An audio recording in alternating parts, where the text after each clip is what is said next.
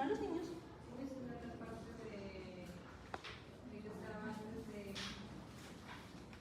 A los niños no los hemos mencionado.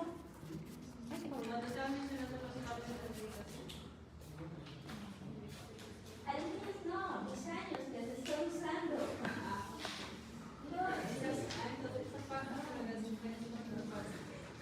Los niños, por si acaso, no vemos el tema, no se acerca. Pero en este caso, ¿en qué quieres? ¿En el cambio? Sí, en el cambio Ya, en el cambio postmenopáusico, tú tienes que ver, por ejemplo, te detectaron los tuberculosis, tienes 55 años. Listo. Ya, puede que te hayan iniciado ralixifeno. ¿Es un anticonceptivo? Sí, es un anticonceptivo. Pero en este caso, ¿lo vas a usar realmente? No, realmente lo vas a cambiar en el tiempo. Entonces, ¿por qué? Porque también tiene efectos secundarios. Antibióticos, antibióticos que se pueden dar. ¿De qué depende del perfil del paciente? Entonces, en este caso, puede que digas, yo no voy a usar ralixifeno, voy a usar bifosfonato. Entonces, puede que tú digas, empiezo con alendronato porque he encontrado que tiene densitometría ósea más comprometida a nivel de antebrazo, caderas. Entonces yo le voy a empezar alendronato porque me cubre esas áreas. Y le estoy empezando una tableta semanal. Pasó un año y yo no tengo para que el familiar y el paciente no tienen para hacer los marcadores de resorción o formación. Entonces le están tomando su densitometría. Entonces yo puedo hacerle los esquemas o clínicamente hago la entrevista para ver el perfil del paciente y para ver su riesgo de refractura o mi apoyo del FRAX, y ya está estandarizado para calcular el riesgo. Entonces yo calculo. Entonces, si yo veo que la densitometría veo que tenía menos 3 y ahorita está con menos 2.4, ¿me está respondiendo? Sí, me está mejorando. Se curó, mejoró para eso, pero no se ha curado porque tú sabes que puede cambiar en el tiempo. Entonces, ¿qué es lo que hacemos? ¿Le quitamos el tratamiento? No. Realmente decimos cuánto podemos usarlo, bueno. ¿Cuánto tiempo podemos usarlo? Máximo hasta 5 años. Entonces, yo digo, estamos yendo bien, sigamos. Y le puedo tomar otro control al año o le puedo hacer el control a los 2 años.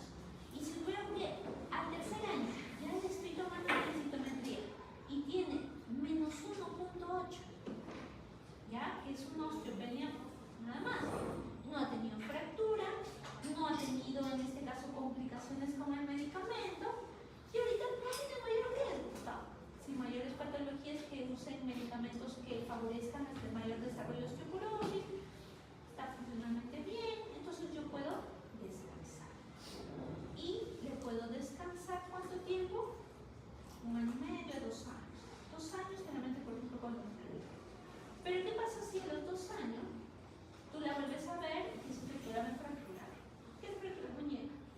Entonces le haces una nueva densitometría y de lo que tenía menos 1.8 la última vez que lo viste, ahora tienes menos 3.5. Entonces, le dice, ¿vamos a regresar con el alendronato? Puedes hacerlo, pero puede que también digas la paciente, ¿puedo reiniciar con eso? Sí, porque eso hemos usado 3 años. Y yo tengo chance, como son de depósito, llevarlo a los 5 o máximo prolongarlo a los 7. Entonces, pero lo malo es que pasando los 5, la chance entre los 7 y 8 años, está bien, es de que presente fracturas atípicas. ¿Listo? Y si presenta fracturas atípicas, pues tienes ya otra complicación, ya no vas a poder seguir con eso, vas a tener que cambiar. Pero puede que al paciente le digas, bueno, podemos seguir porque vimos, se acuerda, cuando estuvo con tratamiento mejoró y todavía tenemos 2 años para usarlo por el tiempo de depósito. Iniciamos. Pero ¿qué pasa? Que le digas, no doctora, pero yo sinceramente me sentí tranquila cuando lo dejé porque ya tenía muchas molestias abdominales o capaz se sobreagregó ahora un compromiso renal. Y de lo que antes tenía una depuración renal de 90, ahora está en 45. Entonces tú dices, bien, esto le ofrezco mejor otra opción que podemos usarlo bien, a pesar de su comorbilidad renal agregada, que no tiene el efecto gastrointestinal, solo que sí le va a costar un poco más. Entonces, le puedes ofrecer denosumab. Estás pasando de un bifosfonato a un anticuerpo, una renal manera. Entonces, te ofrece la facilidad de que no va a tener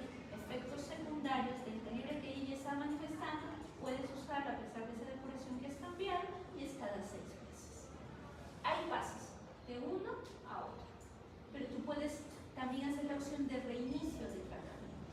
¿Por qué? Porque solo lo usaste 3 años. Entonces ahí puedes reiniciar, pero si no, la otra opción es que hagas cambio. Pero ¿qué pasa también, por ejemplo, qué hubiera pasado si yo te hubiera dicho, al año le controlaste y de -3 bajó a -2,8. Y al siguiente año le volvemos a tomar y ya tiene -3,4. Entonces, ¿vas a seguir con el mismo? No. Ahí cambias al otro. Entonces ahí haces una secuencia de un mismo formato a un de no sumar. ¿Listo? O a la inversa, tu paciente ya te tomó todo el año de no sumar. Y él dice, doctorita, con eso ya tengo -1,9. Pero ya no lo puedo. Entonces regresamos al difusión. Porque todavía habías usado solo 3 años. Eso es lo que vas a hacer. Pero tienes que valorar perfil del paciente, efectos secundarios, complicaciones de tratamiento y otras cosas. Eso es lo que tienes que conocer. ¿Ya? Entonces vamos ahora con osteoartritis. Osteoartritis es la patología en la cual ustedes, ¿qué pasó? La mayoría dice artrosis, o también llamada osteoartritis, o también llamada poliartrosis. Es una enfermedad que antes decían solo es de los viejitos porque es degenerativa. Pero ¿por qué había niños de 12 años que hacían artrosis de rodilla, de tobillo? ¿Qué tenían a favor? Factores de riesgo. Uno era hiperlaxitud ligamentaria u otras comorbilidades metabólicas que podían tener acompañante. Entonces, solamente era el proceso degenerativo que había con el envejecimiento a nivel de la matriz del cartílago y los cambios a nivel óseo. No. Entonces, cuando investigaban decían, pues también hay un proceso inflamatorio, pero es de bajo grado, porque hay citoquinas proinflamatorias participantes. Y también hay reactantes, propiamente en este caso, derivados de oxígeno que también participan. Entonces, y también hay compromiso de vasos que van haciendo inserción en las áreas afectadas. Entonces, decían de que ahora pues es una enfermedad dinámica, por eso decían donde va a haber una mayor actividad catabólica, va a haber una degradación que no necesariamente va a ir a la par de la reparación del cartílago, porque va a haber un daño inflamatorio, pero que con el tiempo pueden generar cambios en la superficie articular, pueden formar nuevos huesitos tan de poder reparar, que son los famosos osteofitos, pero también va a generar cambios a nivel del huesito superior. El problema de la artrosis es la complicación, la discapacidad, el dolor crónico que te genera. ¿Puede afectar la supervivencia? Sí, porque se va con otras patologías acompañantes y factores que no corregimos. Obesidad, patologías vasculares, uso de AINES tan crónicos que pueden llevar a compromisos renales. Entonces, es una enfermedad que puede influir propiamente también en la supervivencia. Es una enfermedad con mucha carga, sobre todo a nivel de costo y a nivel de discapacidad. ¿Pero por qué es importante? Porque como ustedes ven, si bien el grupo de adultos mayores tienen prevalencias a nivel global de 15%, que no es bajito, cuando veamos las otras patologías van a haber 0,5%, 0,6% de prevalencia. Y en otras incluso incidencias también bajitas, esta cepa es mucho mayor. Y hay que considerar muy bien que por varones o mujeres pueden variar las presentaciones localizadas, rodillas, columna, hombros y otros más. Por eso te dice, de la artrosis de rodilla en el grupo, en este caso, lo mayor, dice que hasta 10% pueden presentar en el grupo masculino, 12% de mujeres. Y cuando hablamos a nivel de lo que es artrosis generalizada, se dice que sobre todo en el grupo por encima de los 70 años puede llegar incluso a un 80%. Por eso es que muchos dicen, no, ese abuelito tiene artrosis. Claro, puede tener por su factor etario, pero también por las otras comorbilidades y factores que vamos a ver a continuación. Ahora, en mujeres, sobre todo, por encima de los 50, manos y rodillas. En lo que son varones, lo que es artrosis de hombro, sobre todo en este caso, lo vamos a encontrar en poblaciones, por ejemplo, adultos de edad media o funcionales jóvenes, y en un grupo de varones y mujeres, en lo que es en grupos de adultos mayores, puede también presentarse, y lo que es a nivel de columna puede ir desde un 175%, pero mucho va en incremento en relación conforme van envejeciendo. En grupos de varones de 20 hasta 35, generalmente no te hacen todavía la artrosis, pero sí te hacen la lumbalgia mecánica. Ya pasando ese tiempo, muchas veces empiezan a desarrollar la artrosis, dependiendo si empezaron a trabajar con carga desde muy jóvenes que pueden suscitarse más temprano. ¿Listo? Ahora, a nivel global se han hecho estudios epidemiológicos para ver incidencias y prevalencias, comparando desde los 90 hasta las últimas décadas recientes. Entonces, en un estudio recientemente publicado, pues dijeron, pues no, ha incrementado porcentajes en prevalencia, ha incrementado cantidades por miles de habitantes. Entonces, por eso decía, pues antes se informaban de 181 por 100.000 y luego se fueron a un valor incluso más llamativo de 3.750. Pero lo que llamaba la atención es los años con discapacidad asociados que se evidenció.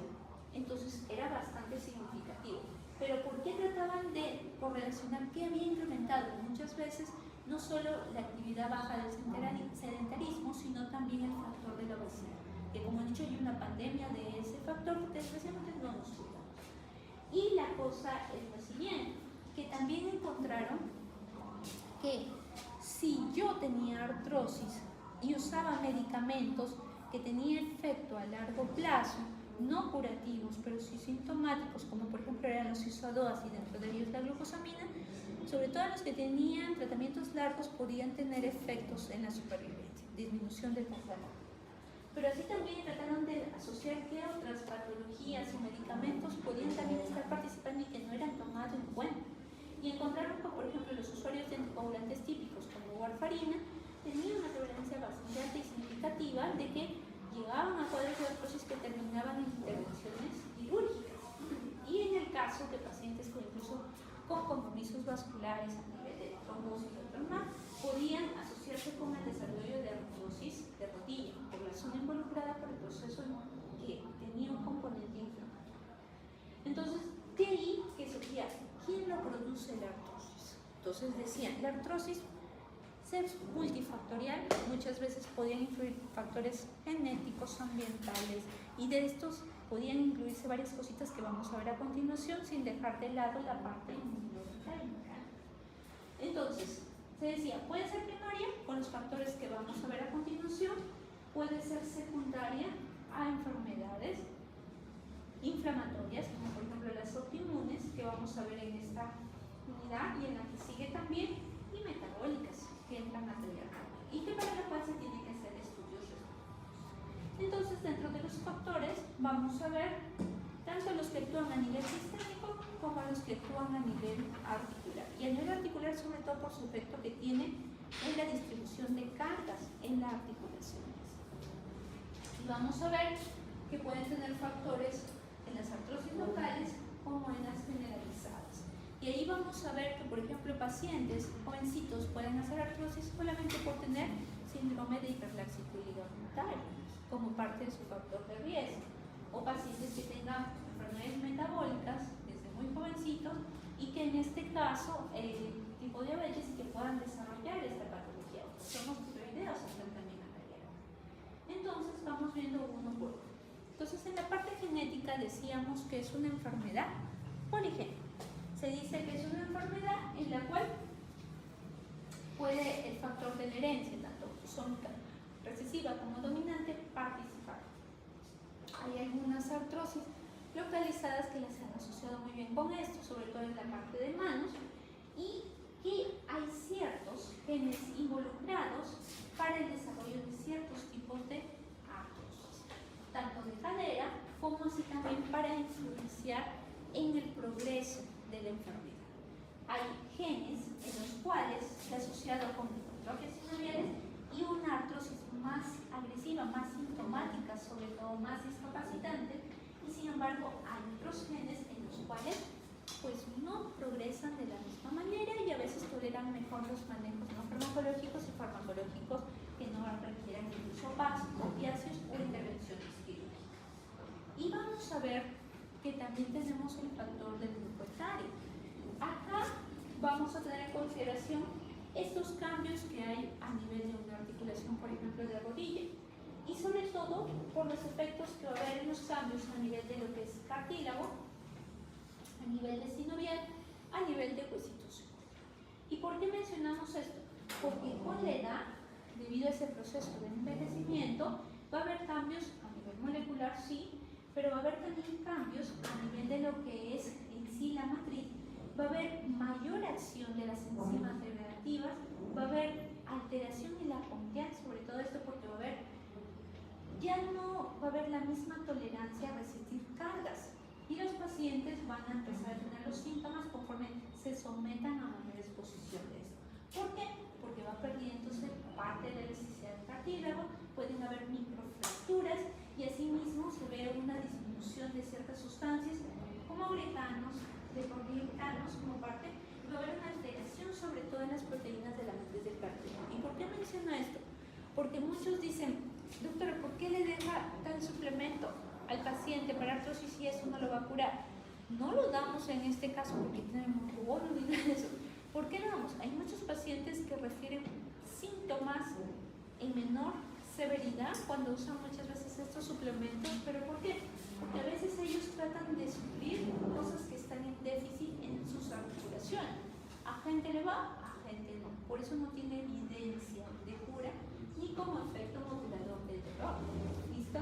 Ahora, vamos a ver que hay factores asociados con el tipo de actividad que realiza, tanto deportiva, instrumental o incluso laboral.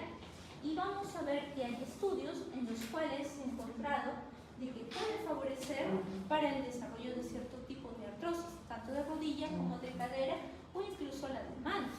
¿Y por qué? Porque actividades pues no levanto mucho peso, pero su trabajo capaz involucra que esté de pie horas, o que esté sentada horas, o que incluso esté en posición de movilización recurrente de manera repetitiva durante el día, y en este caso todos ellos pueden favorecer tanto para artrosis de rodilla como para cadera, o los que hacen trabajo con pinza, o sea, por ejemplo, tejidos, bordados, uso de maquinaria, los que paran así, haciendo procedimientos utilizando también bastante estos deditos pinza, tienen riesgo hasta para artrosis de manos. Entonces la actividad laboral no necesariamente por microtraumatismos recurrentes, por caídas, por ejemplo en los basquetbolistas, en los deportistas, no, sino también por una actividad recurrente, repetitiva, en las horas del día y el tiempo para eso. Entonces, vamos a ver que hay otros factores. Los traumatismos en sí, por ejemplo, los que han tenido roturas meniscales o compromiso de ligamentos a nivel de rodilla, tienen más riesgo de desarrollar. Hasta 4 veces pueden desarrollar. 4 veces el riesgo se incrementa para la artrosis de rodilla.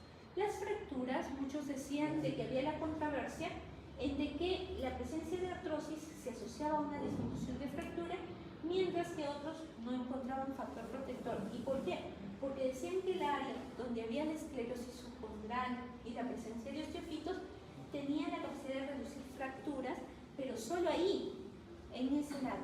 Y en las otras áreas de la articulación, pues no tenía mayor efecto, ellas podían fracturarse. Entonces, por eso es de que esta afirmación de que más bien esto te protegía para el otro no era así. Más bien podía darse un círculo vicioso.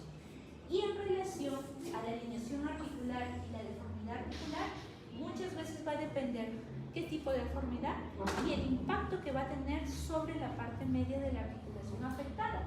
Y es importante que consideremos este punto porque esta va a influir a desarrollos de artrosis, sobre todo en extremidades inferiores, en rodillas y en cadera.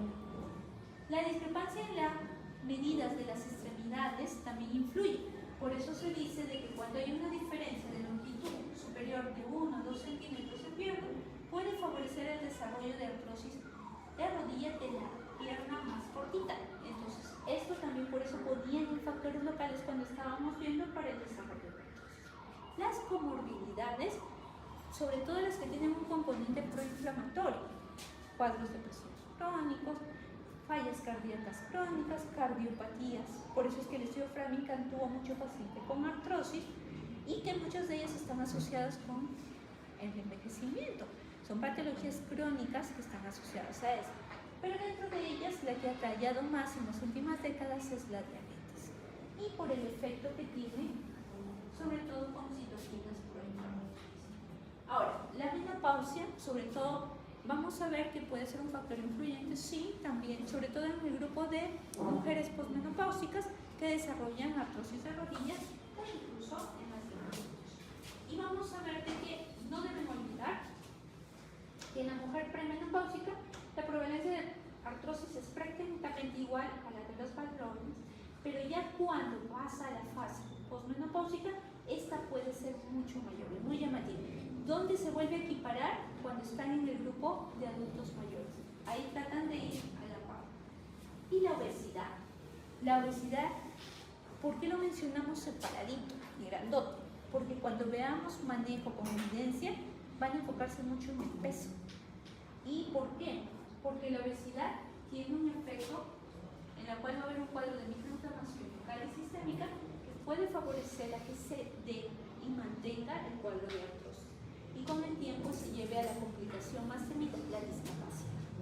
Ahora, tenemos que considerar que esta no solo va a producir esto, se va a asociar con otras entidades. Sarcopenia, por si acaso, es una enfermedad que involucra masa muscular. Disminuye la masa musculoesquelética. Nosotros lo medimos generalmente, hacemos con DEXA, que es así como cuando medimos la densitometría para la osteoporosis. Medimos en este caso índice de masa muscular esquelética y eso generalmente se asocia con debilidad muscular, que se puede medir con fuerza de agarre, o en este caso desempeño funcional disminuido. Y muchos van alfa, por eso es que también hay lo que se llama obesidad sarcopenia. ¿Por qué hemos puesto acá y no más adelante estas diapositivas? Porque lo que yo quiero, no importa, dirán, pues yo veo un montón de colorcitos, pero sobre todo quiero que ustedes vean a los marcaditos de colores. ¿Por qué queremos que vean a los marcaditos de colores? Enfoquen su visión en la parte de los vasitos, en las citoquinas proinflamatorias, en la estructura de los osteocitos y de los osteoclastos. ¿Y por qué? Porque lo que estamos enfocando es una imagen de lo que es parte de microambiente que va a haber a nivel del huesito. Y en este caso, como recuerden, una articulación donde se genera la artrosis y compromiso del cartílago, justo tenemos el huesito ahí anexado inmediatamente. Entonces tenemos que valorar esto. ¿Y por qué mencionamos esto? Porque en etapa temprana de la artrosis, los osteocitos van a regular positivamente todavía la expresión del Ranelli. ¿Se acuerdan del Ranelli? Lo mencionamos en osteoporosis. ¿Se acuerdan del OPG, que también lo vimos en una de las diapositivas? Estaba en relación con uno de los efectos de las células formadoras. En este caso, los osteoblastos van a producir una sustancia que es lo que va a mejorar que sobre todo en este caso se mantenga una modulación óptima, sobre todo de lo que es la formación de mejor huesito. Sin embargo, también emite ciertas sustancias que pueden tener un efecto en la diferenciación de lo que son los osteoclastos, que son las de acá. Ahora, vamos a ver que estas de acá, que involucran citoquinas proinflamatorias, que involucran metaloproteasas, van a medir un efecto sobre todo que es pro-osteoclástico. Y recuerden que los osteoclastos, ¿con qué se asocian? Resorción ósea. Y en este caso vamos a ver que también paralelo a esa resorción, esto también va a ir a la mano con un cuadro que se llama angiogénesis. Y esta angiogénesis y osteogénesis va a favorecer la liberación de de acá. ¿Y por qué me importa este? Porque este también tiene repercusión sobre el RAM y también sobre otras enfermedades. Pero todo esto va a estimular que se mantenga un efecto proinflamatorio, porque va a haber una quimiotaxis y aparte también va a servir de estímulo para los osteoclastos.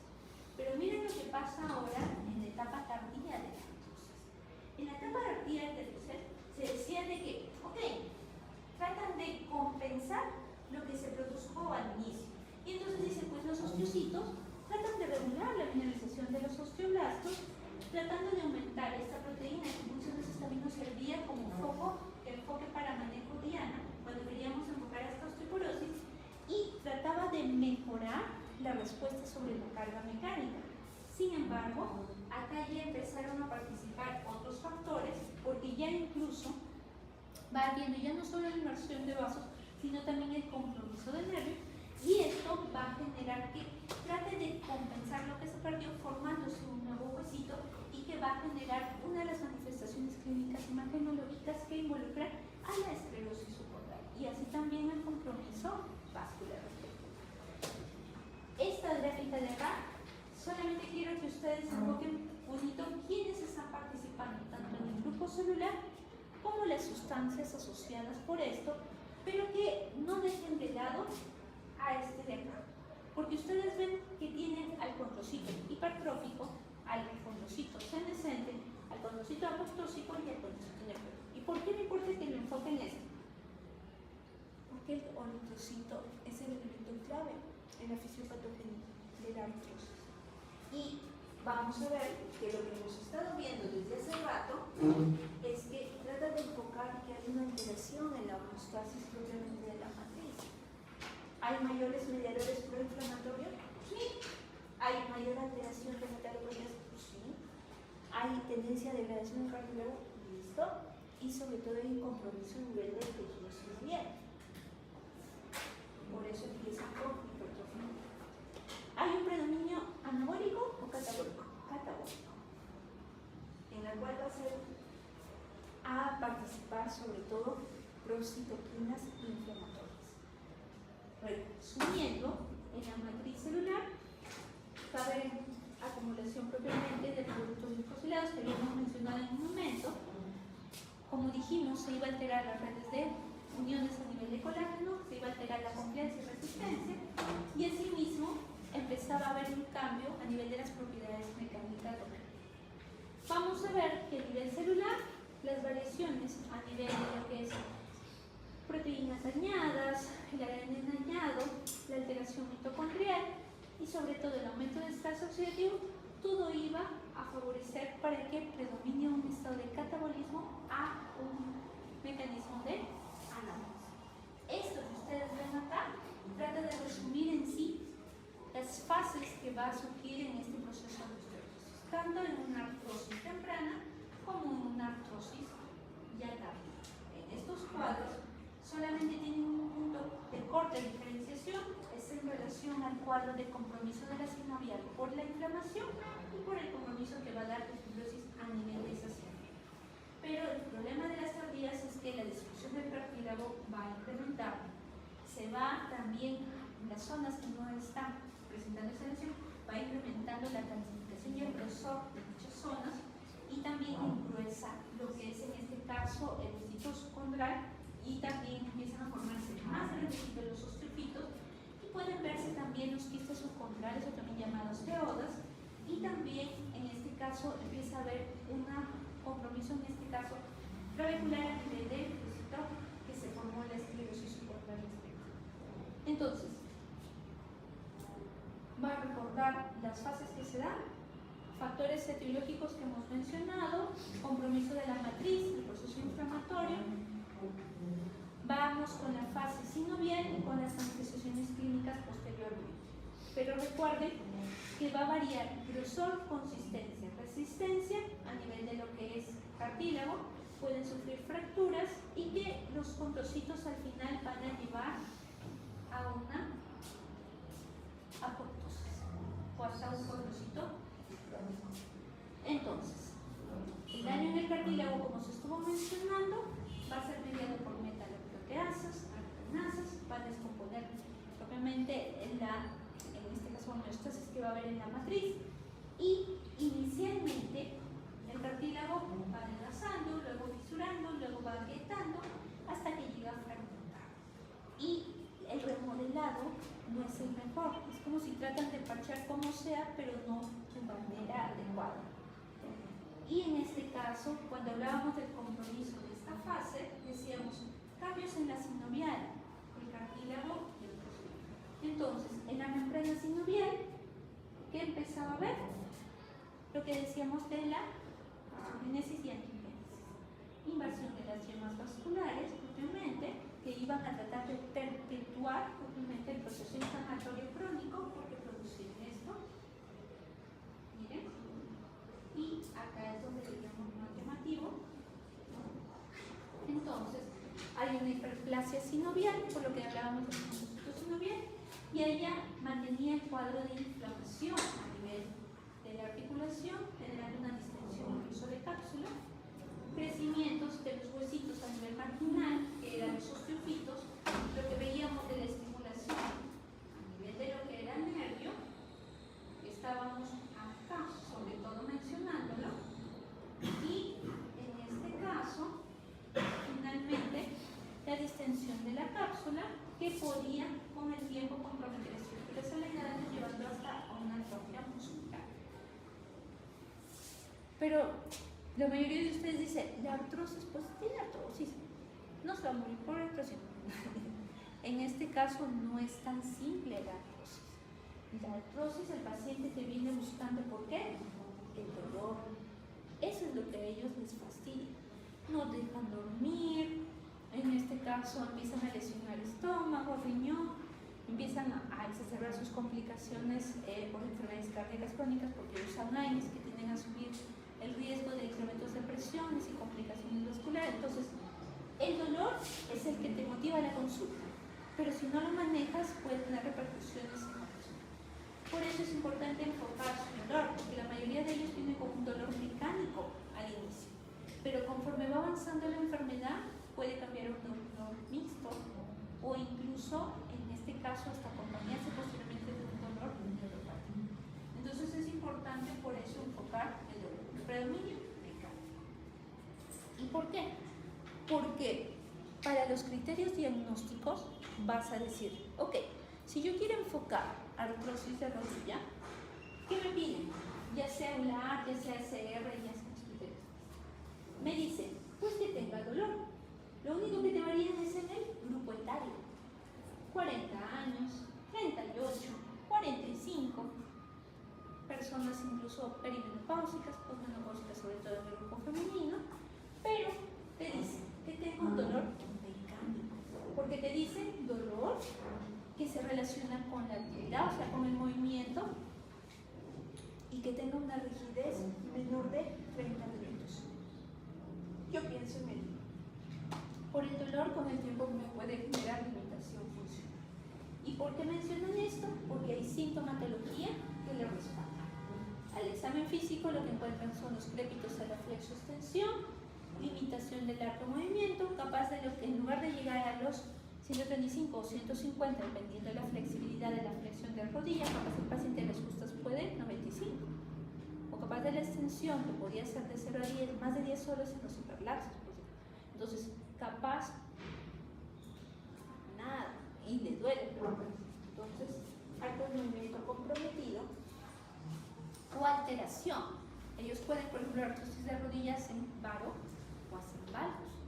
Entonces, por eso es que te dicen hay esa alteración respectiva. Y factores de riesgo, sobre todo en artrosis de rodilla: edad, género, la parte del peso y lo que es antecedentes traumáticos. Lo que veíamos hace un ratito que decíamos, que tiene una meniscopatía, que tiene un compromiso de ligamentos, o que ha tenido fractura, todo eso.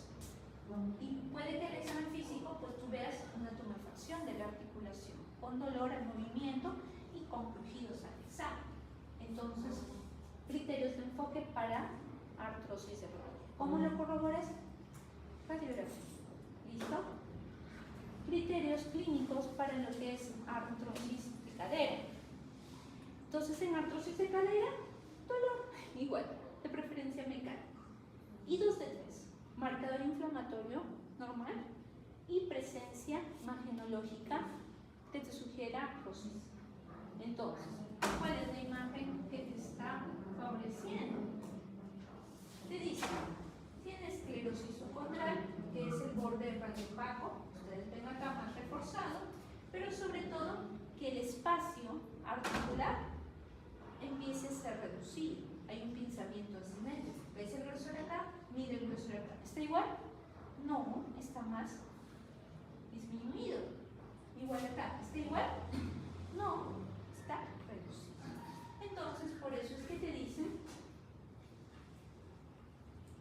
signos, en este caso, sugerentes. Disminución del espacio y me falta mostrarles los osteofitos. ¿Dónde van tus osteofitos? Márgenes. ¿Lo ven acá? Las terminaciones C, como piquitos. Entonces, tienes signos radiográficos de cadera.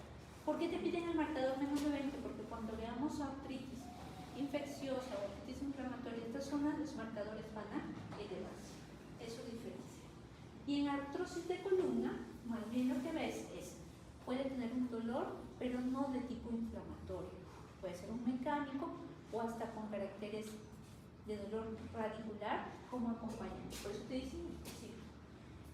Y en este caso, tú valoras de que cuánto está comprometiendo su funcionalidad, tanto esas actividades previamente de actividad laboral como posteriormente las de autocuidado, y ya solo en estadios avanzaditos, signos o síntomas de radiculopatía, la serie positivo, Colwell positivo, Bragan positivo, Neri reforzado, los que te pueda comprometer. ¿Listo? Entonces, solo cuando hay signos sugerentes de mielopatía, el estadio, vamos a ver la placa, porque el examen bandera es la radiografía, osteofitos. ¿Listo? Pero doctora, son osteofitos tan grandes que parecen un sindermofito, pero son asimétricos. Diferente a las espondiloartritis seronegativas, que son sindermofitos simétricos. De arriba abajo.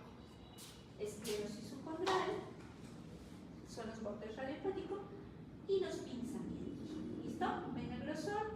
¿Está igual? No. ¿Miren acá el grosor? ¿Está igual? No. Está más pegado. Entonces, nos vamos. De rodillas me faltó mostrarles. Esclerosis subcondral, disminución de espacio. ¿Miren el grosor acá? ¿Miren el grosor acá de la articulación? ¿Es igual? No. Acá igual. Esclerosis, y miren los osteofitos. Son los bordes. Acá se ven más bonitos. Osteofitos. Acá lo ven acá, pero va la esclerosis subcondral y el pinzamiento asimétrico. Bien, notorio. Osteofitos, esclerosis, artrosis. Ahora nos vamos con artrosis de manos. Artrosis de manos me dicen, recuerden, artritis reumatoide le gusta proximal y artrosis le gusta distal y media. Entonces, las distales, las proximales, y solamente coge la primera metacarpo cuando está haciendo una risartrosis. Por eso dicen base del pulmón. ¿Listo? Y en este caso, ¿tienen rigidez matutina? Si tiene rigidez, es menos de 30 minutos. Y generalmente no es que todos los días se levante con el dolor. Puede tener dolor un día, 2 días o hasta casi 5 a 6 días. Pero no es un dolor de corte inflamatorio, que es un dolor permanente, que es diario, que es frecuente, como les decía. En cambio, en la artrosis no.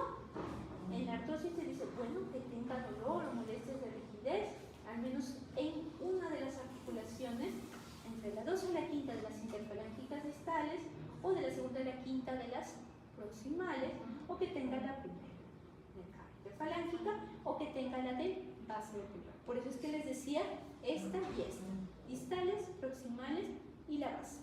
Ese es te coge la de las manos. Y con rigidez menor de 20. ¿Por qué? Porque te piden por lo menos 9 de 15. ¿Y qué te da el puntaje? Te da 3 puntos si es que son mayorcitos. ¿Se acuerdan cuando veíamos prevalencia de artrosis de mano? Decíamos por encima de los 40, 45, posmenopáusicas en adelante. Entonces, si tú te enfocas, 55 a 64 tiene 2 puntos, 65 más tiene 3 puntos. Rigidez matutina en estas articulaciones, pero que es menor de media hora, de 2 puntos. Si hay compromiso en la radiografía, esta es una radiografía de mano comparativa. ¿Ves cómo termina en puntita? Eso es el osteofito. Acá se ve mejor. Dices que tenga signos de osteofitos y otra es, mira el espacio entre, esta es una interfalángica distal por si acaso. ¿Qué está tratando de enfocar? El nódulo de Herbert. Toma una placa comparativa y se enfoca acá. ¿El espacio acá es igual que el de acá? No, está asimétrico. Pinzamiento asimétrico en las interfalángicas distales, osteofitos. A eso se refiere cuando te dice, yo veo osteofitos en la placa y veo compromiso de estrechez asimétrica, pinzamiento en dichas articulaciones. ¿Cuáles? Las de acá. Si yo tengo esto, le doy 4 puntos. 2 puntos acá, 3 puntos. Ya hasta ahí tengo 11 puntos. Y en este caso, ¿cuántos necesitaba? 9. Y en este caso, acá también me dice que haya concordancia estructural y sintomática, radiográfica y clínica. ¿Por qué?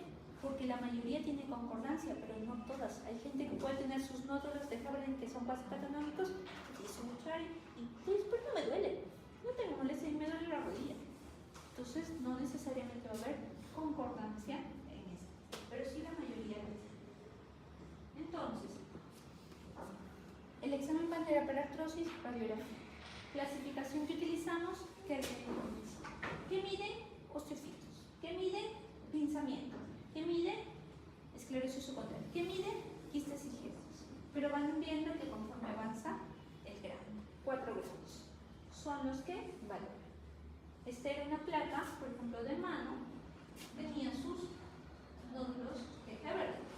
Y esta es una avanzadita, porque hasta tiene su luxación distal.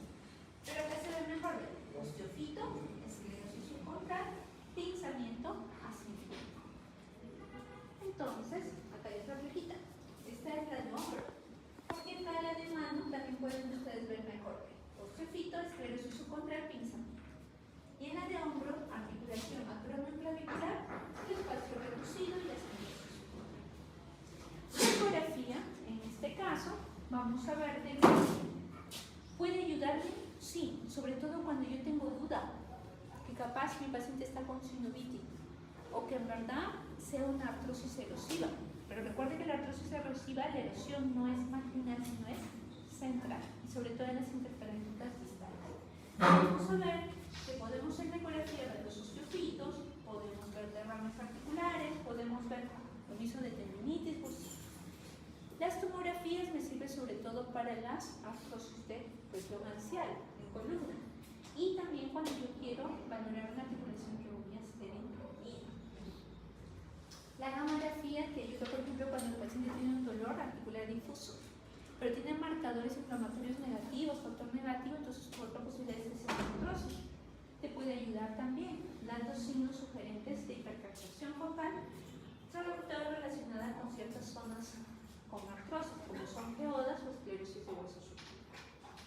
Y hay exámenes que yo puedo tomar cuando estoy postulando en una artrosis secundaria, porque si yo no controlo esa enfermedad, por más analgésico potente que le dé, por más terapia física, por más terapia, no va a ser suficiente. ¿Listo? Entonces, si yo enfoco que tiene una comorbilidad asociada, tengo que pedir. Hay ciertos marcadores en el estudio para sobre todo detectar temprano, sí, pero que todavía no pueden ser asegurados por el costo o porque pueda captar a todo tipo de pacientes y porque involucra un dosaje, que en este caso no es accesible.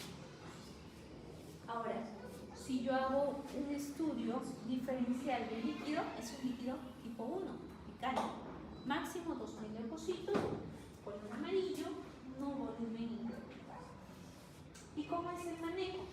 El manejo es multidisciplinario e integral. Control del dolor, trata de evitar que siga el progreso del daño articular. Ahí entran los izadores, ahí entran parte de la hospitalización, aunque tiene más efectos sintomáticos. En el manejo no farmacológico, ¿quiénes son las intervenciones que tienen mejor evidencia y recomendación? Manejo individualizado, manejo propiamente con intervención física orientada al paciente, y también la intervención emocional o psicológica son las que tienen mejor relevancia a considerar. ¿Y por qué vemos esto? Porque se ha visto que cuando se controla el peso y aparte la actividad física, programas a veces de 3-6 meses o incluso con seguimientos al año con ese tipo de esquemas pueden mejorar dolor, movilidad y pueden disminuir tasa de uso de antiinflamatorios. Pero vamos a ver un poquito mejor esto de acá. ¿Por qué? Porque en las revisiones que se ha visto que para los diferentes tipos de artrosis, de manos, rodillas, cadera o en general, una artrosis generalizada, hay ciertas evidencias como por ejemplo solo con tipo de actividad física, innatas, o ejercicios aeróbicos, o ejercicios de resistencia y fortalecimiento, o por ejemplo tai chi, yoga, acupuntura, o por ejemplo los masajes, termoterapia, ultrasonido, magnetoterapia, electroterapia, láser, y así también con el uso de ortesis para las movilizaciones. Entonces, ustedes que encuentran bastante beneficio, sobre todo en las artrosis de rodillas, en las artrosis propiamente también algunas de manos, y hay un grupo también beneficiado sobre todo en lo que son artrosis de cadera, pero sobre todo rodillas y manos. ¿Y por qué mencionamos esto? Porque hubo un estudio que comparó el efecto de trabajar en la educación del paciente para factores de riesgo, para el peso, para lo que es en este caso la actividad física, y lo compararon con intervenciones tipo cronoterapia de infiltración con suero. Vieron que tenían beneficios ambas, sintomáticas sobre todo, y que podía ayudar a controlar los síntomas de la enfermedad. Y ahí entra a tallar el otro esquema, las intervenciones invasivas con infiltraciones. Muchos proponen la viscosuplementación, que cuesta un poquito, como una medida que te puede controlar la enfermedad y mejorar los síntomas. Sin embargo, hasta el momento tiene su recomendación personalizada en los pacientes como efecto sintomático. Lo usan tempranamente, por ejemplo, muchos deportistas lo usan en ciertos grados de artrosis que puede servir como ayuda, pero los corticoides es la que podemos usar en diferentes grupos etarios o grados como efecto sintomático. Nada más, no modificador de la enfermedad por el momento. Ahora, ¿cuáles son los medicamentos farmacológicos en sí validados? Hemos visto de que, según el Colegio Americano de Reumatología, la sociedad también en este caso global de artrosis, los que tienen en este caso evidencia y buena recomendación enfocan lo que hemos mencionado hace un ratito: ejercicio, ciertos tipos de terapias, sí, pero sobre todo ejercicio, control de peso. Miren que los ISA-DOAs son glucosamina con nitridiaceta, son medicamentos modificadores de largo plazo con efecto sintomático. En este caso, muchos están en contra, incluyendo ACR. Hay otros como ARSI y DICEP. Incierto en cierta medida en ciertos grupos, pero ustedes ven que muchos traumatólogos lo usan: Dynaflex, Hyperflex, Flexure y todos incluyendo. ¿Pero por qué? Por efecto sintomático. Se le informa al paciente que no tiene hasta el momento efecto curativo. Pero lo que sí se vio en un estudio años previos era el de que los que usaban, por ejemplo, glucosamina por un periodo continuado de 2 años, a veces descansaban 1 o 2 meses cada 6 ciclos de 6 meses, las imágenes radiológicas al inicio y a los 2 años no mostraron mucha variación. Y el uso de AINES en ese periodo pues descendió bastante. Entonces tenía un efecto analgésico, no, pero sí tenía un efecto a largo plazo de modificar la necesidad recurrente a veces de antiinflamatorios. Entonces, con ese tenor, muchos por eso lo siguen utilizando. Pero sin embargo, muchos están en contra, porque dicen, pues yo no lo apoyo. Entonces, por eso es que entran. Y hay otros fármacos que algunas asociaciones sí le dicen, pero sobre todo por el efecto que tienen a nivel osteomuscular o a nivel emocional, como parte del manejo del dolor, y los tópicos que sí tienen recomendaciones. Entonces, vamos a esto. En los manejos que se pueden dar, todo lo de rojito son recomendaciones en O. Las otras son condicionales, las rosaditas, y los que tienen fuerte recomendación son los verdecitos. ¿Listo? Sobre todo el verde más, por así decirlo, más fuertecito. Ya. Entonces, ¿quiénes están ahí? Algunos son inflamatorios, sí, pero sobre todo los tópicos que entran a tallar en ciertas lesiones. Y lo que no deben dejar de lado, a veces como sintomáticos, son las infiltraciones, pero sobre todo en rodillita, sobre todo la de corticoide y también en la de cadera. Lo que vamos a ver en este caso, que fármacos como los que estábamos comentando, que se utilizan glucosamina, condegril, muchas de las asociaciones están en contra, pero en la práctica se sigue usando. Bifosfonato, ¿se acuerdan que vimos por osteoporosis? Hay muchos médicos que, por ejemplo, le indican a los pacientes para que se pongan su ampollita del año, pero mucha gente dice, pues me va a curar mi artrosis, pero no tiene efecto de curación. Pero vieron que en la fisiopatogenia entraban a tallar también los osteoclastos, los osteocitos, los osteoquinas. Hay pacientes que cuando le ponen la ampollita, pues dicen, ya no me duele nada. Pero tú le explicas que no tiene ese efecto propiamente de curación de la artrosis. Pero por la fisiopatogenia algunos pueden verse beneficiados. Entonces en ellos, pues, bien, pero tú les dices que pues no es para eso, es para sus huesitos, que es para que le ayude a mantener los huesitos en óptimas condiciones. Y van a ver, por ejemplo, la infiltración de solución salina es parte de proloterapia, lo que es plasma rico de plaquetas, dicen condicionalmente en contra, porque hay algunos pacientes que surge como una alternativa porque no pueden usar los otros fármacos. Entonces, ¿qué otros manejos han evaluado?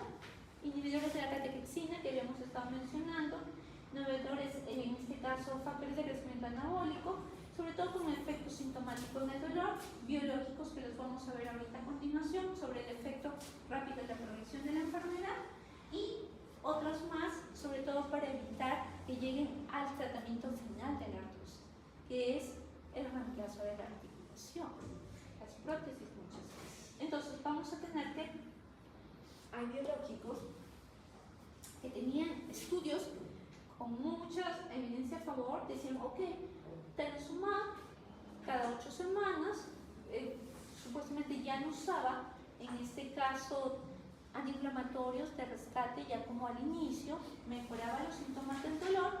Sin embargo, se veía que había un desbalance entre lo que era el beneficio que podía ofrecer y el riesgo que podía tener sobre la evolución de la enfermedad. Entonces, la otra alternativa, que era el Denosumab, que era una interleucina B, te decían, pues, ok, podemos darlo sobre todo en la forma erosiva, porque va a tener efecto sobre lo que son las interleucinas proinflamatorias. Hicieron un estudio de 24 semanas, pero sin embargo no mostró una eficacia para decirle podemos proponer en este grupo. Y el otro era la interleucina 6, el tocilizumab, que tampoco tenía una evidencia significativa a favor para el manejo de artrosis erosiva. Como decíamos que artrosis va con ciertas comorbilidades, como era diabetes, propusieron también el uso de, en este caso, un agonista a lo que es el receptor del péptido similar al glucagón, que tenía efecto sobre azúcar y peso, pero aparte el paciente hacía el control de peso como lo que era dieta, actividad, y en ello se pudo evidenciar de que había una disminución de los síntomas, disminuía la progresión de la lesión del cartílago lesionado. Sin embargo, en este caso decían, hay una disminución de la incidencia de cirugía, pero parece que el efecto del control del peso, más que el del control glucémico, ha tenido un poquito más de relevancia a que en sí solo el medicamento.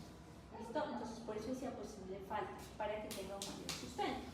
Entonces, ¿habían otras opciones? Sí, todas las de los que buscaban restaurar el huesito subcondral, los que trataban de inhibir la formación de nuevos vasos para formar angiogénesis y osteogénesis. Habían otros que trataban de controlar según la modulación del microambiente del hueso subcondral. Entonces, con propuestas sobre todo en qué cosa, en los síntomas y en la remodelación. Sin embargo, todavía no hay resultados concluyentes a favor para extrapolarizarlo en todas las personas. Finalmente, entonces, hasta el momento, ¿cuál es el manejo a favor tanto para artrosis de manos, rodillas, cadera, que son las más usuales? Actividad física, programas incluso individualizados para el manejo del dolor con el control de actividad física o terapia acompañante. Hay alternativas, como hemos estado mencionando, estamos trabajando esta parte, pero en el manejo sintomático, tanto la versión tópica como la versión oral, o los cuadros de infiltraciones, o en este caso hasta los opiáceos, un dolor bastante severo, o el uso de, en este caso, controladores del dolor y manejo de la parte emocional como lecitina, en tratamiento. Pero acá sí consideran un poquito a condroitina y a la capsaicina tópica. Entonces, ¿por qué? Porque está en el grupo cisanoas que se vio en este caso al tiempo que podía disminuir tasa de uso de antiinflamatorios. ¿Listo? Pero los que tienen bastante en contra por las asociaciones, porque en la práctica clínica van a ver que lo utilizan tanto para artrosis no erosiva como erosiva, pues se entran a tallar. Pero muchos de ellos van a ver que lo siguen utilizando porque hay un subgrupo de pacientes que sí les beneficia. ¿Listo? Entonces, eso es en relación a lo de la